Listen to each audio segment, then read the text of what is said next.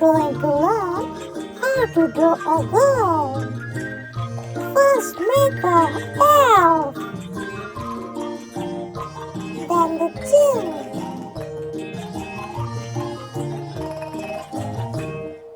make her neck, then the t-shirt. Now make her hands. Now legs. Draw her shoes and the socks. Now eyebrows and the eyes and the smiling face. Ta-da! Amazing!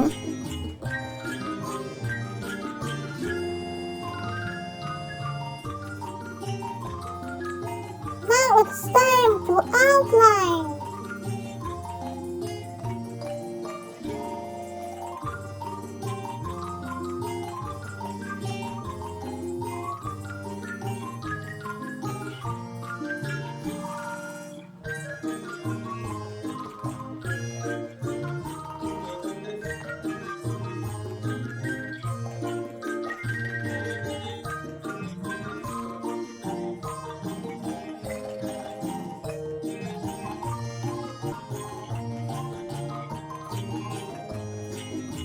Now it's time to color.